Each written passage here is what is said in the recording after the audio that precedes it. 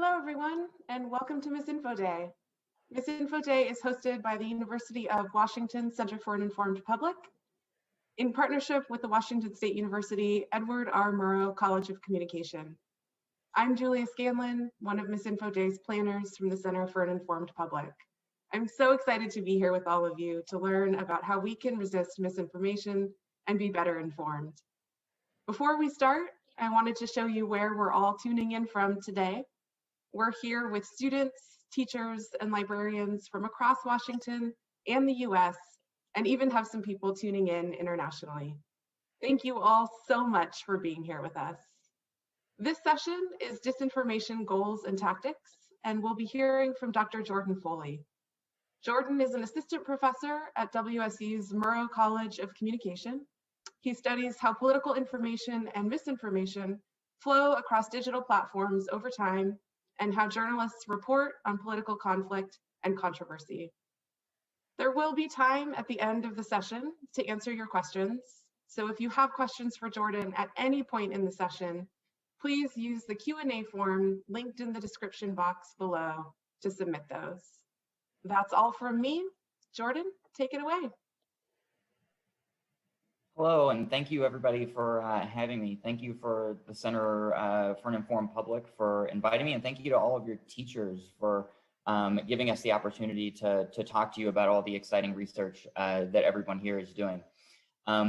As Julia mentioned, today we're going to be talking about disinformation campaigns and tactics. So we're going to jump right into it. We have a lot to cover in 50 minutes, and I want to give you a sense of what we're going to go over and some of the case studies that we're going to talk about. So we're going to start by just kind of talking about misinformation broadly, some abstract ideas about when disinformation campaigns happen, where they happen, what kinds of tactics are typically employed.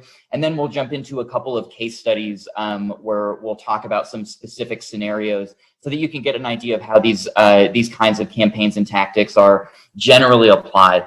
And I want to start with a general definition of disinformation. We're here at MisinfoDay, so why are we talking about disinformation? And disinformation is really a subset of misinformation. Misinformation being the broad set of factually untrue claims that may be circulating about any given issue. But when we're defining disinformation, we're talking about all of the kinds of false, inaccurate, or misleading information that is designed, presented, and promoted to intentionally cause public harm or for profit. So there are a couple of key distinguishing features between some of the things that you may have heard about in previous sessions today or generally about disinformation. The first is that there's a component of intentionality to it, that the people who are involved in these campaigns typically have some kind of goal in mind that they're intentionally producing, designing, or setting things up for particular kinds of messages to spread. The second is that there is a general knowledge among the people who are spreading the information about the facticity of the information that they have. And I would distinguish this from the knowledge of falsity. Obviously, there's a lot of disinformation that is completely outright fabricated and false, but it's also about knowing the kinds of facts they're introducing to a conversation. So, for example, promoting anecdotal accounts even in the face of overwhelming scientific evidence and touting those as true. It's not as if the information being presented is false, but knowing where that fact stands compared to the broader body of scientific literature on the subject. If the user knows more about that, they have a knowledge of the information itself that they are attempting to spread. So those are components to it. And then obviously that there's some kind of goal to undermine a public good for personal gain. So those are kind of the distinguishing factors. There's a lot more of a narrow group of people involved in disinformation. And obviously their goals are to spread misinformation more widely and getting people who aren't in on the campaign to spread those messages far and wide. And so we're going to talk about, I think, taking a step back now that we have a definition and understanding sort of how should we think about disinformation? Because I think one of the issues in talking about this is that we tend to have some preconceptions of what disinformation is and how we should respond to it that I think are important to talk about up front. and that it's really tempting when we think of disinformation to think of it as an individual problem, as something that individuals need to solve. Individuals need to be smarter, more media literate, and that if people believe disinformation, it's because of some kind of cognitive defect that they haven't searched for enough information, that we tend to think of disinformation at an individual level when it comes to resolving the problems associated with it. And then I also think that people think about disinformation as a tech policy problem. So when we think of disinformation spreading, we're most likely to think of Facebook and Twitter and what are their policies about allowing this kind of speech to happen, and less focused, and we get so focused on the technical details of how do we program the technology that we have to eliminate this problem rather than focusing on the individuals who are producing it. And then we also tend to think of disinformation as an event, as a thing that happens, that solving disinformation is merely the product of attending Disinformation Day or Misinformation Day, or reading a particular book or going to a particular event. And I think that we need to reframe how we think about disinformation, because it's a collective problem. At its core, disinformation is about, and the tools that people who spread disinformation rely on are our collective mistrust in institutions and systems of authority. And I think that the more that we think about these as community problems, they're not individual issues, but they're things that we need to develop communities to be able to combat. They are not things that we can tackle on our own, that they're also people problems, that they're not the problem of an algorithm. The problem with technology is people. And unless we start to focus on the people component of the problem, right, the things that disinformation actors are attempting to play on when they're trying to get us to believe or spread misinformation, we need to think about those things in addition to thinking about how the technology platforms that we interact with every day affect how we engage in our information environment. And lastly, and I think more importantly, that this is a process, not a product, that it's not an event that suddenly happens, but it's something that you make a habit every single day, every time you encounter a piece of information, that you have buffers associated with how you interpret or think about spreading that information, so that you do it so often that you don't even have to think about it.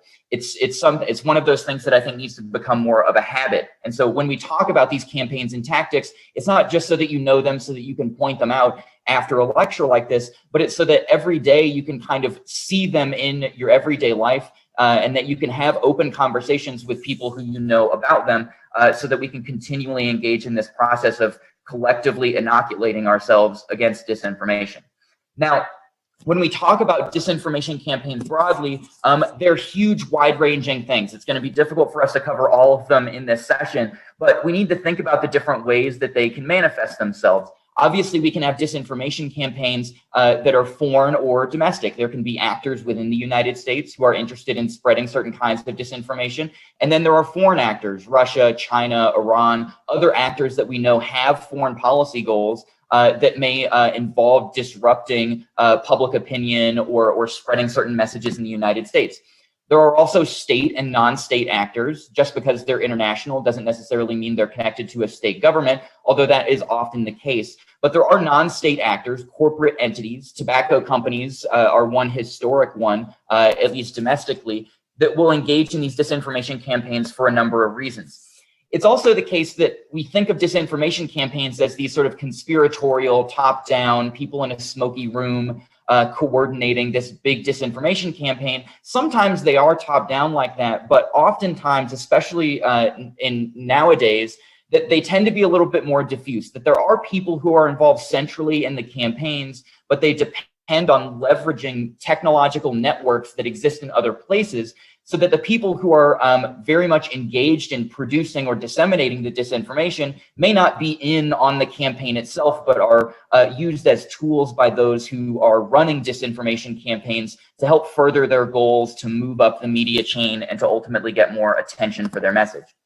As I mentioned earlier, there are also disinformation campaigns that are based on completely fabricated information or wildly exaggerated claims about things that are technically true, but are blown out of proportion or otherwise exaggerated to be more important than they really are. And then it's also important to keep in mind that some disinformation campaigns only last for a short period of time. Sometimes they're a PR campaign for a particular company on a specific issue, and sometimes they're more geopolitical and long-standing, like information warfare campaigns between Russia and the United States. And regardless of who's engaging in these, they tend to have a fairly narrow set of overall goals when they're beginning these campaigns. The first and foremost is to influence public opinion. They want to change the way that people think or perceive a particular policy issue, a particular group of people, or even a single individual.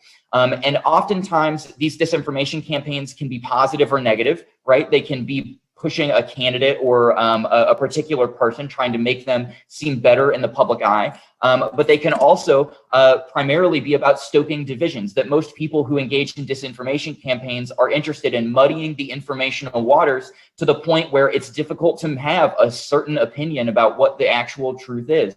That it sometimes is not about convincing you that a particular opinion is true, but convincing you that there's so much going on that it's impossible for you to really figure out what the truth is. And in the process, stoking divisions between groups. So they'll often focus on emotionally charged topics, ones that are intended to get people to get out of a sort of more logical or rational mindset where we're thinking through sort of why things could be true and thinking about them in the broader context.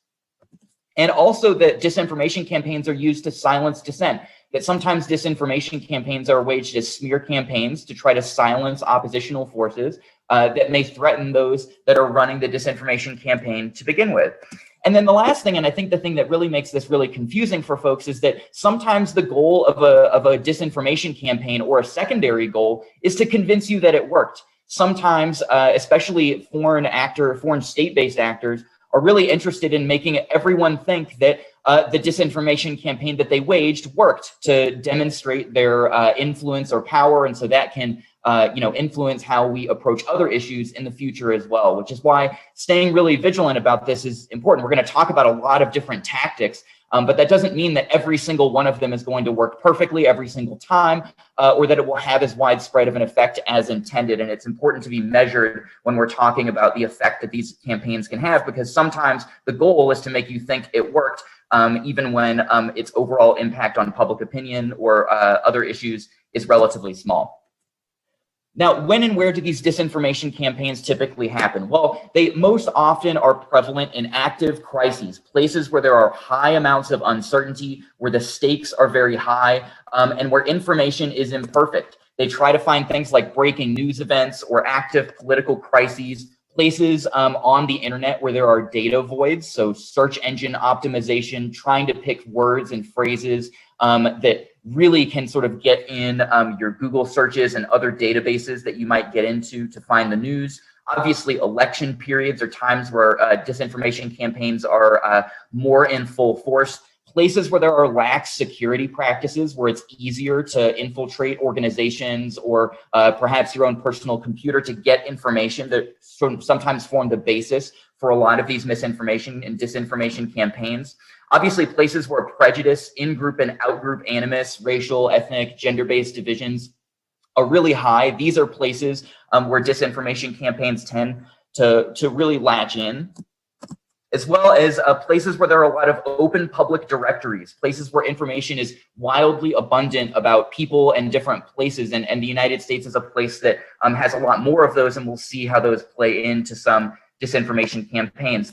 But also just wedge issues politically, things that are controversial, cultural conflicts between people that extend beyond election periods, things like immigration, abortion, big politically charged issues, even where there are good reasons for engaging in perhaps both sides of a particular policy argument. Disinformation campaigns will try to find those wedge issues and really hammer home a lot of the divisive components of them in the process of engaging in those conversations. And when they do that, the tactics that they employ are wide ranging. And we're going to talk about some before we dig into some of these case studies. So some of the ones that they'll use most often, especially in terms of creating a context for disinformation campaigns to spread, they'll engage in phishing and leaking strategies. So they'll be sending emails that are intended to look like certain kinds of credible organizations to attempt to get people to give them their login credentials or other important information to access their personal information, and then leak that information as a way of creating a context for disinformation to flourish. It's not that they release one thing that gets people to believe something, but that they create a ton of information that's impossible to sift through all of, but interpretations of that information can vary very widely. And then they'll engage in a process of distributed amplification. They'll amplify all of that information. They'll get them out to certain online communities that will signal boost all of that information in an attempt to trade up the media chain and get more people to be talking about the issue or the controversy itself. They'll also engage in employing bots and social media sock puppet accounts, so people who post automatically certain kinds of curated messages. They'll also hire people to just run anonymous or pseudonymous accounts to help push the information that they may be interested in getting out there. There are also people who are engaged in just creating wholesale hoaxes, fabricating sometimes recurring hoaxes to not maybe necessarily for influencing public opinion, but certainly for personal gain or perhaps even for profit. Sometimes you'll have people impersonate other folks. QAnon is a perfect example of a campaign that was started from someone impersonating somebody else and taking off from there. Oftentimes they'll pick up old media, old images, old videos, and they'll act as if they're representing current events. Takes a little bit of time to track down, but it's an old, cheap, effective technique that folks engage in during these campaigns. Larger organizations may engage in more sophisticated document forging between foreign leaders and other political folks. And then they'll take pieces of evidence and put them in collages, again, with this idea of creating an overwhelming amount of information that suggests some kind of credible outcome or conclusion, hoping that you won't dig through all of the details and will kind of accept the overwhelming nature of the evidence rather than the evidence and the substance of it itself. They'll also engage in harassment techniques and strategies of trolling other folks. It's part of the sort of suppressing and silencing dissent. They'll also engage in technology like cheat fakes. So instead of repurposing old photos, they may take a video and alter its sound or alter its images to convey a completely different impression than the original video did. So all of these are things that we're going to look into when we look at a couple of the examples that we're going to jump into here. And the first one that we're going to start with is, I guess the bigger point, I think, is that all of these tactics are associated with an attempt to manipulate the media life cycle.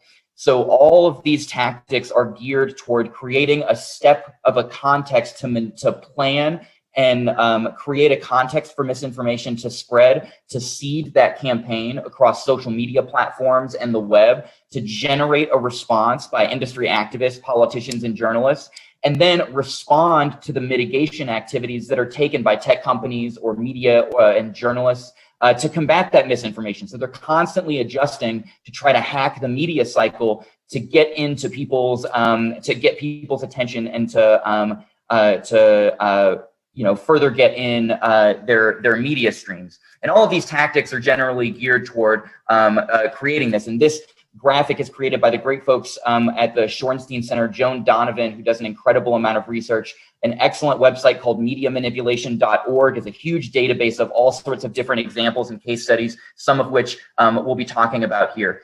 The first one that I want to talk about is probably one of the biggest investigations into a foreign disinformation campaign in history, and that's the 2016 presidential election and Russian interference. Most of us and many of us may attach this investigation more to the Trump campaign, but a vast majority of it was actually an incredible investigation into the disinformation tactics of Russia in spreading disinformation about the election. And they actually engaged in a wide-ranging series of the same tactics that we talked about, starting with leaks. They started their own leaking organization and hacked into the servers of the Democratic National Committee and the Republican National Committee and decided to release the DNC set of emails. And most of these were innocuous and they had their own sort of platform for disseminating them, but they released them in stages. So they released them first with their platform on DC Leaks, and then they gave the larger set of leaks to WikiLeaks, and they have a huge database of all of these emails. And most of these emails say basically nothing and are, not substantive in any way, shape, or form. But again, that overwhelming amount of information, creating a context for misinformation to spring out of it, like the Pizzagate conspiracy theory, not rooted in any kind of, fact in any of these emails, but on the basis of politically charged interpretations and conspiratorial interpretations of lines in these emails, creates a narrative that then these disinformation actors jump onto and attempt to amplify as they spread across social media platforms. And they also engaged in the process of creating a bunch of social media accounts, the most prominent of which is the 10GOP Twitter account. And they created sock puppet accounts that help spread these kinds of divisive messages about not only the Russians' involvement in the election itself, but also just generally divisive political messaging, and essentially engaging in a great deal of not only emotionally and politically charged tactics, but also a lot of whataboutism, a lot of attempts to distract and again stoke divisions in the process of discussing the election itself. And so you see these things kind of over and over that they posted for, I can't remember exactly how long, but it was a very extended period of time. And we're sharing and doing the exact kinds of things that we were talking about in terms of repurposing old images to make Trump rallies seem larger on the basis of pictures of old Cleveland Cavaliers, NBA championship parades and things like that. It's important to note that they're usually piggybacking on work of other people. So even this image is one that was shared by a sports reporter who's known for sharing these kinds of videos and falsely attributing them to other events. It only gained traction after a political account picked it up and attached it to the election. And so you can see this is not just generating fake things, but piggybacking on a lot of the information and hoaxes and other kinds of jokes that may already be out there to help engage further in those goals. And when they do so, I mean, they had a whole research agency dedicated to spreading these messages. If you look at the news media and how they covered it, they actually cited these sock puppet accounts quite frequently over time between 2015 and 2017. They actually made their way into a number of articles that were about politics that linked these tweets and actually invaded the media space in a very significant way before people ultimately found out what was going on. And among the most prominent ones, they had a ton of different accounts that they were using, 10GOP being the most prominent, but they also had liberal accounts. They had unclear and maybe more libertarian accounts, or ones that covered different things. They tried everything in an attempt to stoke divisions between people during all of the election period. And 10GOP was obviously the most successful of all of those. And the kinds of stories that they got cited in were most often ones about social and political issues surrounding the election, and stories about policies and politicians. And so they ended up not just being non-political stories, but they ended up being significant parts of that media ecosystem. And that's really concerning in terms of their ability to be successful, but it's also an example of the kinds of tactics that they would use to engage in these activities. Other examples are a little bit more esoteric. They're a little bit, obviously this is a huge disinformation campaign from Russia, but there are also smaller recurring hoaxes that maybe aren't as well resourced, but are still recurring and just as dangerous. And this is one of them. There's a very bad comedian whose name is Samuel Hyde, and he is taken to making himself the face of a hoax that comes up after every single mass shooting that occurs. There will be social media images and messages that suggest that Sam Hyde is the person who did any mass shooting that happened. I'm sure the one that happened in Atlanta recently had the same kinds of messages surrounding them. But this is, for people who are very online, something that's very well known and a very widespread joke that's spread on 4chan. And sometimes it makes its way into the media because representatives, Democratic representatives who are on the news get fed bad information. And so they'll name people, so they'll name this person on the media and spreading that disinformation even further. And this isn't done for, maybe it's done for profit, but mostly it's done because a lot of the folks on 4chan and internet spaces like it engage in these hoaxes as a way of building social bonds between one another. It's a really, really toxic way of doing it, but it is a way that disinformation campaigns start.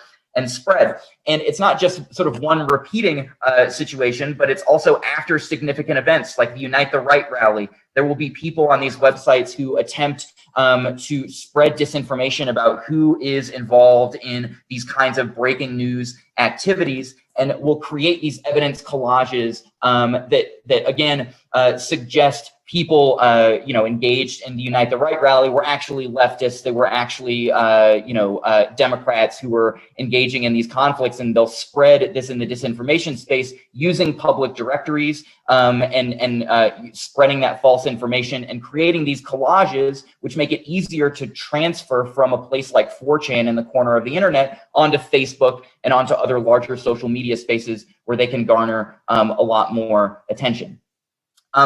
I'm not going to go through the last example in the interest of getting to questions, but I do want to return back to this media manipulation life cycle and the places where misinformation and disinformation is most likely to spread, right? Those places where those outcomes are uncertain and the stakes are high, breaking news events. These are the places where you need to be really vigilant about what it is that you're seeing on these media spaces, on television, especially on social media, because disinformation campaigns are really difficult to identify while they're actually happening.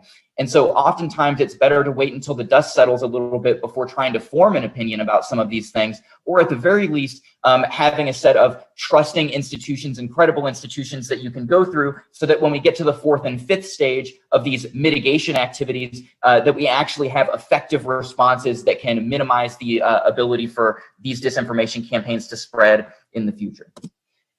So it's easy to take all of this information and think, well, I'm just not going to trust anything. Everyone's trying to, deceive me in one way or another. And so if I just don't trust anything, then I think I'll be saving myself. And this is, again, where I think we have a flawed form of thinking when it comes to disinformation.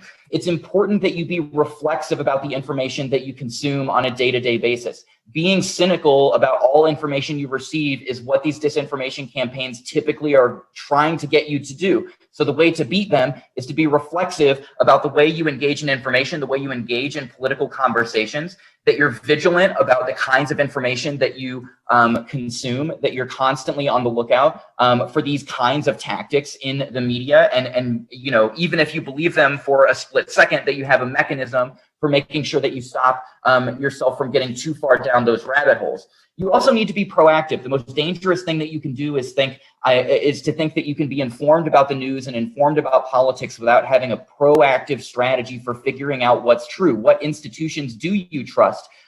Can you go to for productive conversations that don't engage in divisive language and are more focused on building up our political community rather than attempting to tear it down? People involved in disinformation campaigns don't like to build things up. They like to take the wrecking ball to things. And then I also think just being kind to one another. Again, in that mindset of disinformation actors are always going to look to press the negative emotional buttons that you have. And the more that you attempt to engage in these spaces in a way that's generative, in a way that attempts to build trust, in an attempt to build a better political community, the easier it is to spot disinformation, because they're typically not interested in having those conversations. And they usually want to direct them to more negative and cynical areas of the conversation. Not that we shouldn't be cynical about some things or negative about some things, but that will be the overwhelming tendency of those conversations. So if you engage in those strategies, I think that you'll be a little bit better at sort of confronting and maybe even recognizing some of these disinformation tactics as they're happening. But you have to be patient, you have to be vigilant, and you have to be reflexive if we're going to ultimately solve this together, because it's not an individual problem, it's a people problem, it's a society problem, and we have to engage in the communities that we're in if we're going to eventually solve it. So thank you for your time. That's all I have for you, and I really look forward to hearing your questions. Wonderful, Jordan. Thank you so much. That was fascinating. We've gotten some great questions in. And remember, there's the link at the bottom of the screen in the YouTube description if you'd like to submit some questions for Jordan. And let's go ahead and tackle the first one. So Jordan, you've talked a bit about disinformation campaigns from other actors, and we have a question around, what do you do when you realize you've spread mis or disinformation online? All of us spread information to friends and families, and sometimes we'll share something before we realize that what we've shared is in fact not true. Do you have any tips for what we might do when we realize that that's the case? That's such a good question, and I think really gets at that be reflexive point I wanted to close at. I think one of the more dangerous things that we can do, when we see other people share disinformation, is to chastise them, to make them feel bad about doing what they've done. And I think that we can extend that to ourselves too, that we'll feel bad for having done so, and that we'll to attempt to kind of blame ourselves. I know that everyone has these tendencies. It's important to remember that this is a people thing, and people who run disinformation campaigns really try to play on our instincts in terms of getting us to believe those things. So if you do find yourself in a situation where you've shared something like that on social media, one of the things that I think is effective, you obviously don't want more people to like or share that, right? Sharing it spreads that message. So it may be helpful for you to delete that post and maybe make a follow-up post that includes maybe a screenshot of what you had, and perhaps describing and giving some context for what you thought, and being open about the fact that you can be wrong and that you can change your opinion based on new information that you receive. And I really think that people demonize that as like a form of weakness, that admitting that you're wrong is something that's bad. That's actually what disinformation actors count on, is that sort of I have to be right about everything kind of mindset. And that the more that we're accepting of the fact that we all make mistakes and that we can all sort of move forward from that, I think it makes it easier to fight these kinds of disinformation campaigns, because if we're willing to question that kind of information, we're I think a little bit less likely to do so. So it doesn't just extend to when you send disinformation, and making sure that you're sending out corrections, making sure that people know what it looks like, and becoming a vector for higher quality information on that subject. And so you may want to do more research and share more of that research. The same reason why you shared it to begin with is the same reason why you should be looking for more credible, better information, and updating your beliefs accordingly, because we're human. We make mistakes. We change our opinions based on new information that we receive, and we need to be much more accepting and reflexive of that, not just of ourselves, but also to other people, if we're going to build that community of people who can resist disinformation going forward. Great, thank you, Jordan. We've got another question here about, does it get any easier to spot misinformation the more you practice or encounter it? Do you have any suggestions around that? Yeah, that's a really good question too. And I think going back to that media cycle, right? There's always these attempts to sort of hack the media cycle and get things in the news. And then there are the responses. And those responses and the reporting around it can make it much easier. There's so much more reporting about how to spot misinformation or disinformation now than there was before, but there's also so many more ways to create disinformation and spread disinformation than there were before. So it's really an arms race on both sides of the people who want to stop it and the people who want to create it. And so the thing that I think makes it difficult over time is that the tactics change. People are constantly using different ways and means, especially with the new technology we have, to influence people's opinions and to spread information like this. And so it gets easier in the sense that the tactics are pretty well worn, that these are the same tactics that people have been using for decades. They're applied to new technologies, and those new technologies bring new challenges. But the fundamentals of a disinformation campaign are fairly easy to spot. But like I said, they're easier to spot in hindsight than they are in the moment, which is why we need so many more people involved in the process of doing these sort of postmortems of these kinds of events, so that we can have a better understanding of not just how disinformation spreads,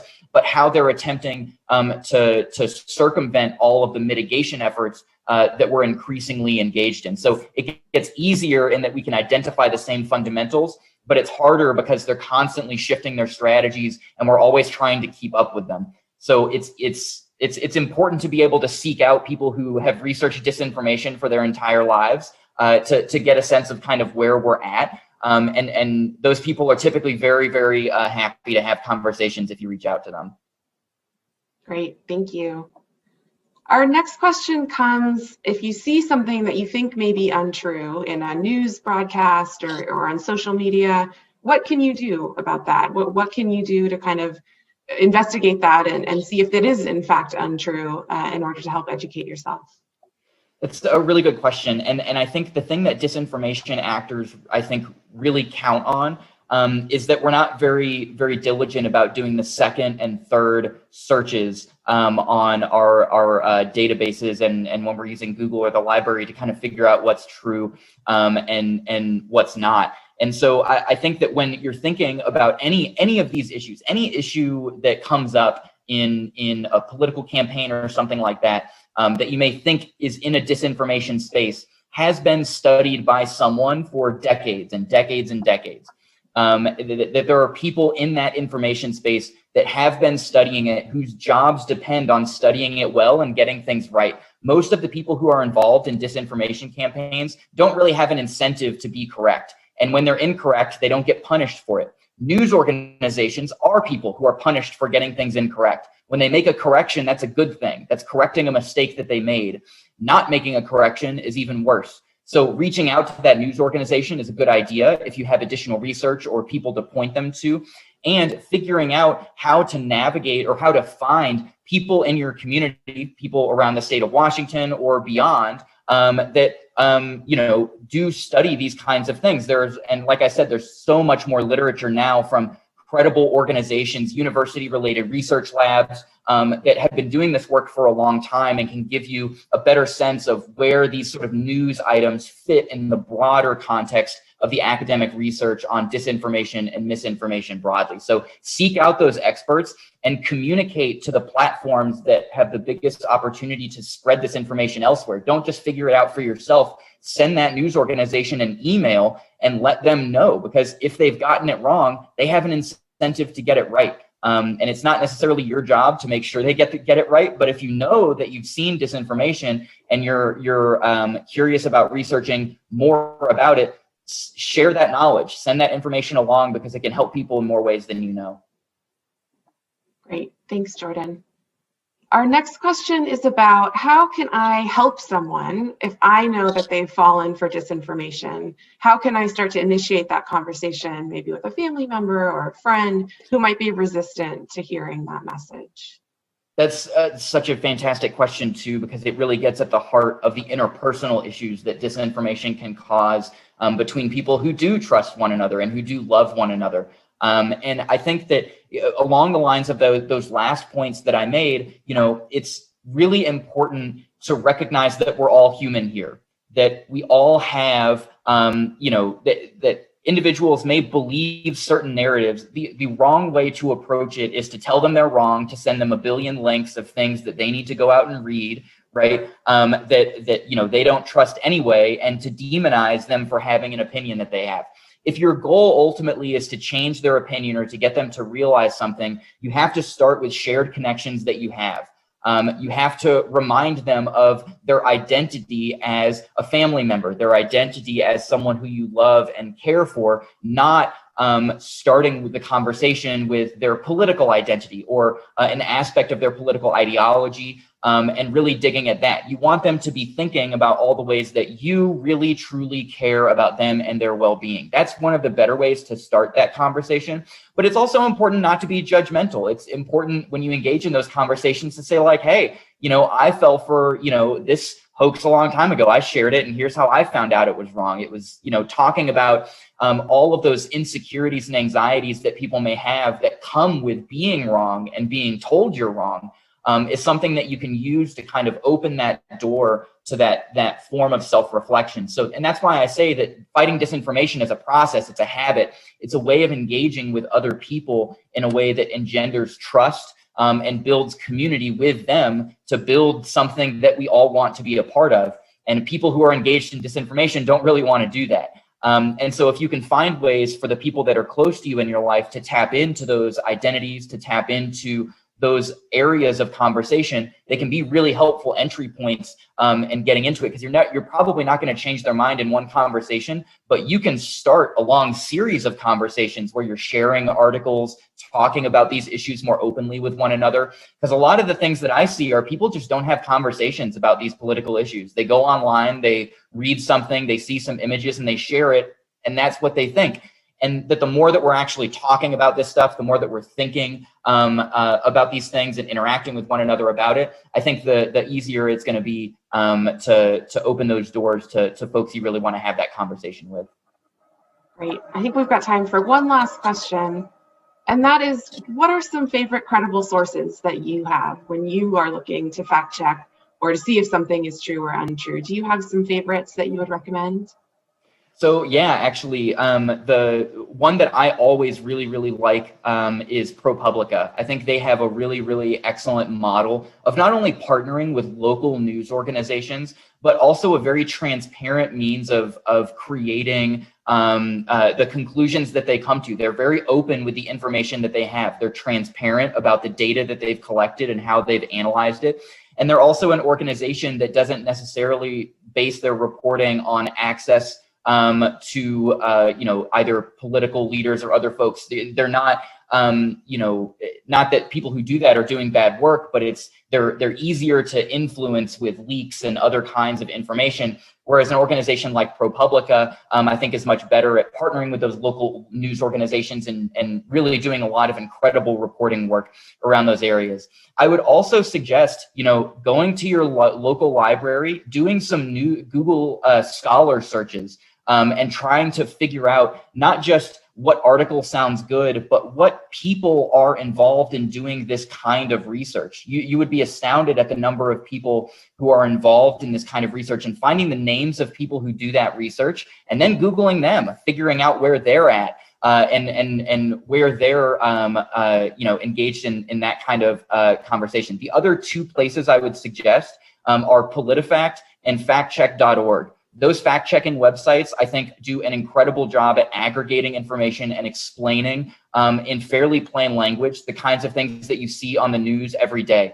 And I think that, you may not come to a firm conclusion after reading the fact check, because sometimes it's kind of like it's complicated. It's partly true, it's partly false, but at least you'll get a more nuanced picture that includes, and this is the important part, people who are transparent with the information that they have. If someone is reluctant to talk to you about how they generated the conclusions that they have, you should be much less likely to trust them. And places like factcheck.org, PolitiFact, and ProPublica are organizations I think do all of that work quite well.